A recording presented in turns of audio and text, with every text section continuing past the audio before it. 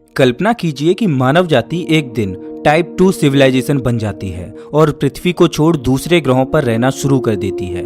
हम गैलेक्सी के कोने कोने में फैल जाते हैं। दूसरे ग्रहों पर रहते हुए हमें करोड़ों साल गुजर जाते हैं।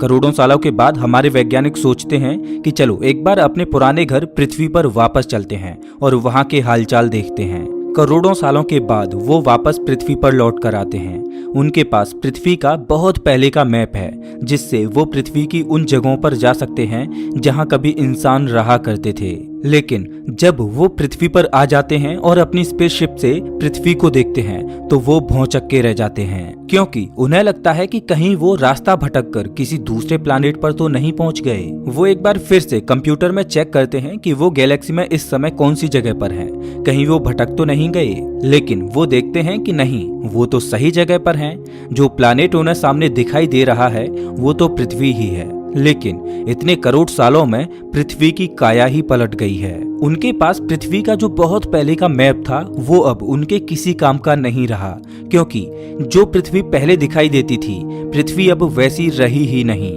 उन्हें पृथ्वी पर बड़े बड़े कॉन्टिनेंट्स दिखाई देते हैं, बड़ी बड़ी पर्वतमालाएं दिखाई देती हैं, बड़े बड़े ग्लेशियर्स दिखाई देते हैं, लेकिन ये पहले से बिल्कुल अलग हैं। ऐसा लग रहा है कि इतने करोड़ सालों में पृथ्वी ने अपनी रूपरेखा ही बदल ली। मैप में जिस जगह पर समुद्र दिखाई देते थे वहां अब जमीन दिखाई दे रही है, और जहां जमीन थी वो जगह समुद्रों ने घेर ली है। खैर, ये तो एक साइंस फिक्शनल स्टोरी है, लेकिन क्या पृथ्वी का भविष्य ऐसा ही होने वाला है?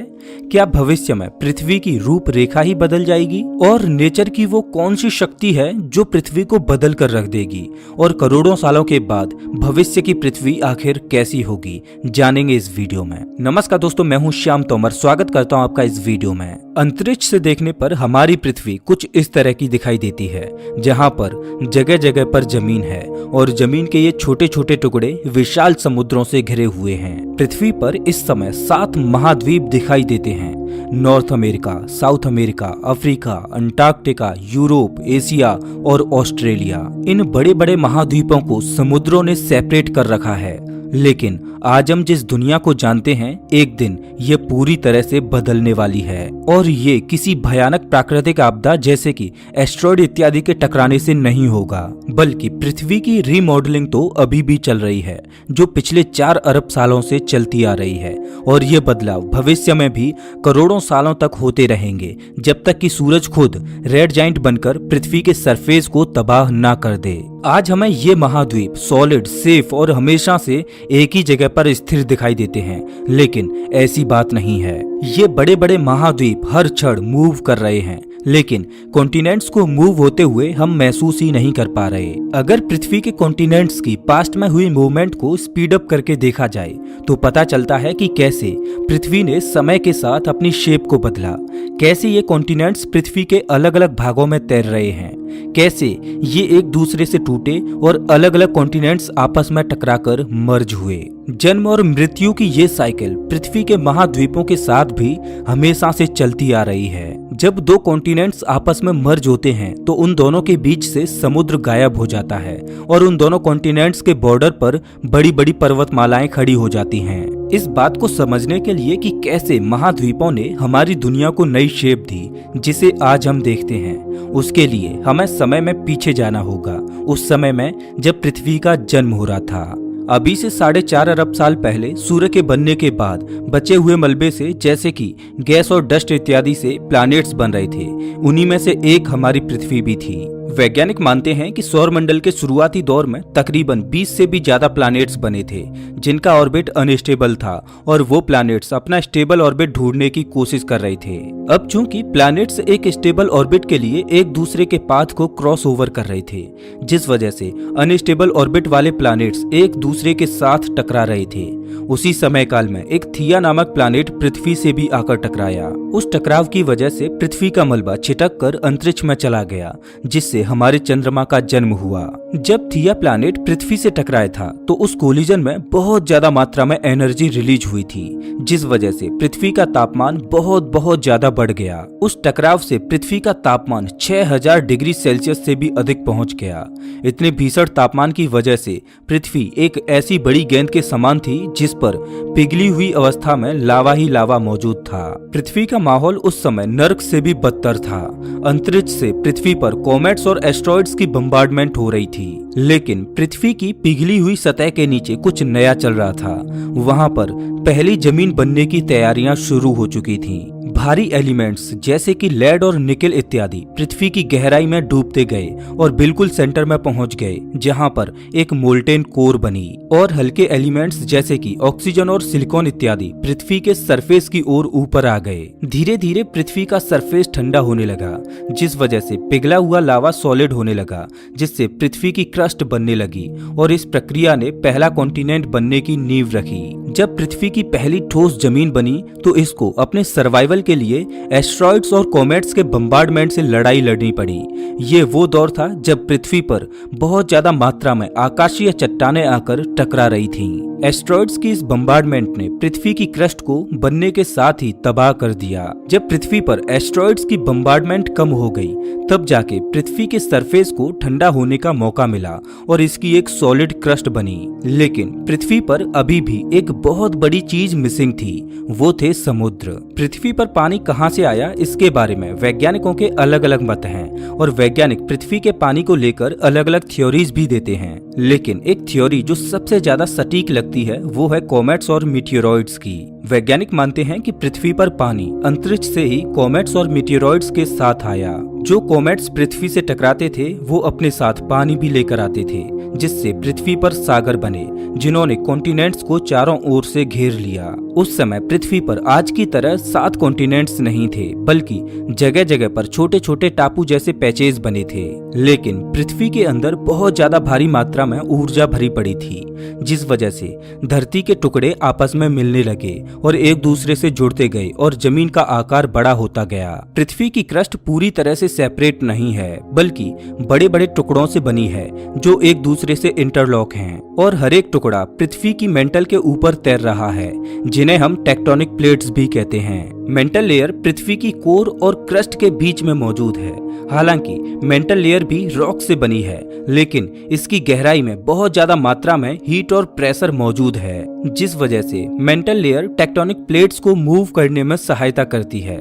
और हर साल टेक्टोनिक प्लेट्स अपनी जगह से कुछ इंच खिसक जाती हैं। इस घटना को कॉन्टिनेंटल ड्रिफ्ट कहा जाता है। कॉन्टिनेंटल ड्रिफ्ट थ्योरी के सबूत सबसे पहली बार साल 1912 में एक जर्मन वैज्ञानिक अल्फ्रेड वेगनर ने दिए। उन्होंने नोटिस किया कि 2 अलग अलग कॉन्टिनेंट्स पर समुद्र में इस पार मौजूद फॉसिल समुद्र के उस पार मौजूद फॉसिल से बिल्कुल आइडेंटिकल थे। अब 2 अलग अलग कॉन्टिनेंट्स के बॉर्डर पर जिनके बीच विशाल समुद्र मौजूद है, उन पर बिल्कुल सेम तरह के फॉसिल्स का मिलना ये दर्शाता है कि कभी ये दोनों कॉन्टिनेंट्स आपस में इस जगह पर जुड़े हुए थे।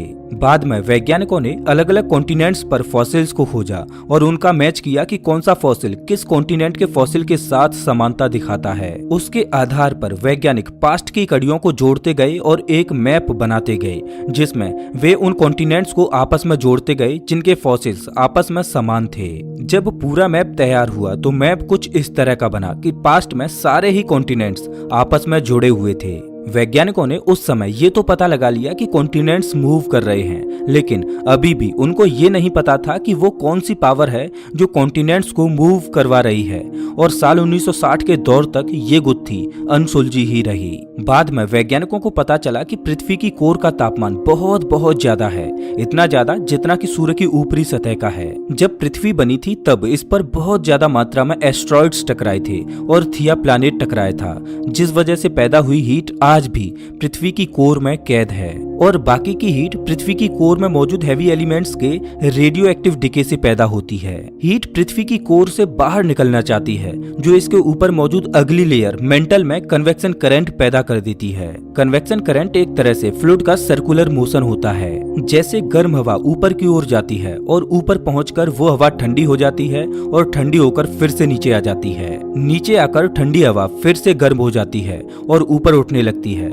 ऊपर जाकर फिर से गर्म हवा ठंडी होकर नीचे आती है और ये साइकिल निरंतर चलती रहती है। इसी को कन्वेक्शन करंट कहा जाता है। कुछ इसी तरह से पृथ्वी की मेंटल लेयर में भी कन्वेक्शन करंट पैदा होते हैं। कन्वेक्शन करंट की वजह से लावा पृथ्वी की प्लेट्स के क्रैक से बाहर निकलने की कोशिश करता है। जब लावा ऊपर उठकर ठंडा होता है तो वो जमकर प्लेट्स के क्रैक के बीच चिपक जाता है, जिस वजह से प्लेट्स का क्रैक भरता जाता है।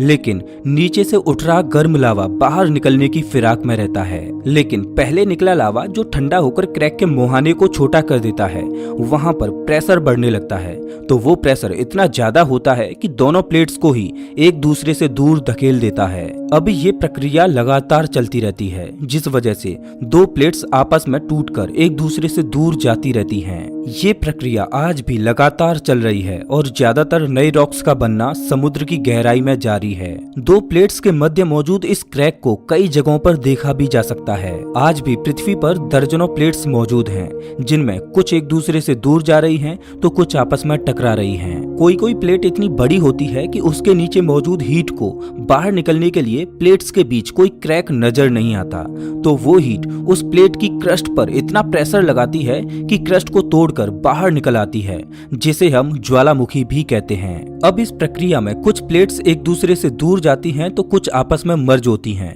जब दो प्लेट्स आपस में मर्ज होती हैं तो एक प्लेट नीचे खिसकती है और दूसरी प्लेट उसके ऊपर की ओर। जो प्लेट नीचे जाती है उसके रॉक्स पिघलकर लावा में बदल जाते हैं। ये प्रक्रिया लगातार चलती रहती है। उन दोनों प्लेट्स के ऊपर मौजूद कॉन्टिनेंट्स एक दूसरे के पास आते जाते हैं। उन दोनों कॉन्टिनेंट्स के बीच मौजूद समुद्र की दूरियां कम होती जाती हैं और एक समय ऐसा आता है कि दोनों कॉन्टिनेंट्स आपस में टकरा जाते हैं और एक सुपर कॉन्टिनेंट बना देते हैं। पृथ्वी के शुरुआती दौर में इस पर छोटे छोटे कॉन्टिनेंट्स बने थे जो आपस में मर्ज होते गए और सुपर कॉन्टिनेंट में तब्दील होते गए और एक ऐसा सुपर कॉन्टिनेंट बना जिसमें सारे कॉन्टिनेंट समा गए। आज हम पास्ट में बने उस सुपर कॉन्टिनेंट को पेंजिया सुपर कॉन्टिनेंट बोलते हैं। पेंजिया सुपर कॉन्टिनेंट फिर से विभाजित हुआ और पृथ्वी ने ये शक्ल ले ली जिसे आज हम जानते हैं। वैज्ञानिक कहते हैं कि कॉन्टिनेंट्स के स्प्लिट और मर्ज होने की ये साइकिल लगातार चलती रहेगी, तो हो सकता है कि ये सारे कॉन्टिनेंट्स फिर से आपस में टकराकर मर्ज हो जाएं और फिर से पेंजिया की तरह एक बड़ा सुपर कॉन्टिनेंट बना दें।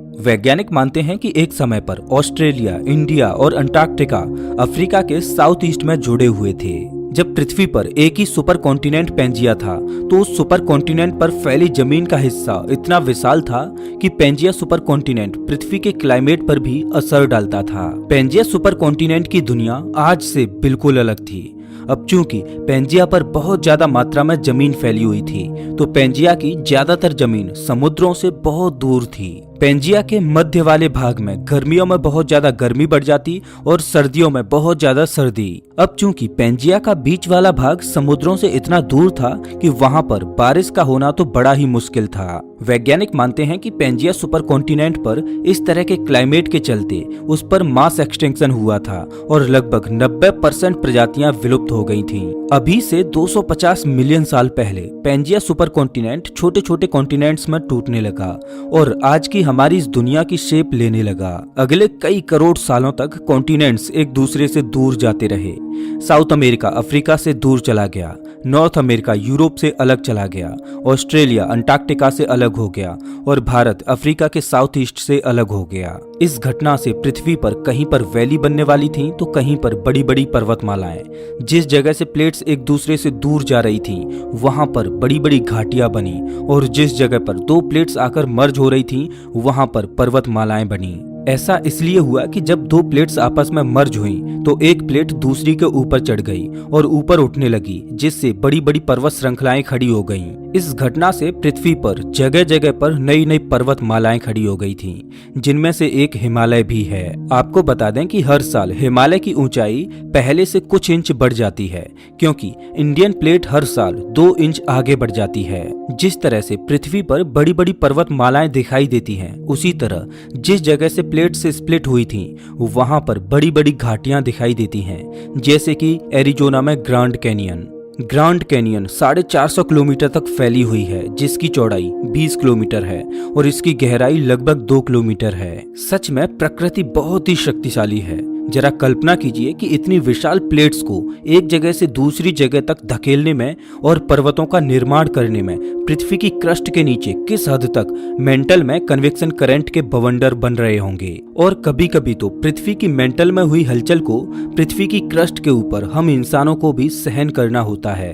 जब दो प्लेट्स के जंक्शन एक दूसरे से टूटते हैं तो पृथ्वी की सतह इतनी जोर से डोलती है कि इसकी सतह पर विनाशकारी भूकंप आने लगते हैं। समुद्रों में बहुत बड़ी बड़ी सुनामी आने लगती हैं जो भयंकर त्रासदी मचाती हैं। सुनामी और भूकंप का आना ये नेचुरल डिजास्टर्स एक साइकिल की तरह हैं जो हमेशा चलती रहेंगी जब तक कि पृथ्वी की प्लेट्स की मूवमेंट रुक न जाए, और पृथ्वी की प्लेट्स की मूवमेंट का रुक पाना असंभव है। ना जाने कितनी ही बार टेक्टोनिक प्लेट्स की मूवमेंट इसके ऊपर भीषण तबाही को लेकर आई है। और सबसे बड़ी बात तो ये है कि आज हम इंसान भले ही तकनीकी रूप से कितने ही संपन्न हो चुके हों, लेकिन हम आज भी ये ट्रैक नहीं कर सकते कि कब कौन सी प्लेट पर हलचल होने वाली है और कहां पर डिजास्टर आने वाली है। लेकिन हाँ, इतना तो प्रेडिक्ट किया ही जा सकता है कि भयंकर तबाही किस जगह पर आ सकती है। तो ऐसी जगह है टेक्टोनिक प्लेट्स की बाउंड्री। प्लेट के मध्य भाग की अपेक्षा इसके किनारों पर तबाही के आने की संभावनाएं ज्यादा रहती हैं। वैज्ञानिक मानते हैं कि भविष्य में एक बार फिर से सभी कॉन्टिनेंट्स मर्ज होकर इस दुनिया का नक्शा ही बदल देंगे, लेकिन ऐसा होने में अभी करोड़ों सालों का वक्त लगेगा। तो दोस्तों, इस वीडियो में बस इतना ही। वैसे आप हमारा ये वीडियो कौन से शहर से देख रहे हो हमें कमेंट करके जरूर बताएं। अगर आपको ये वीडियो अच्छा लगा हो तो इसे लाइक करें और ऐसे ही वीडियोज के लिए चैनल को सब्सक्राइब करें, साथ ही बेल आइकॉन दबाएं।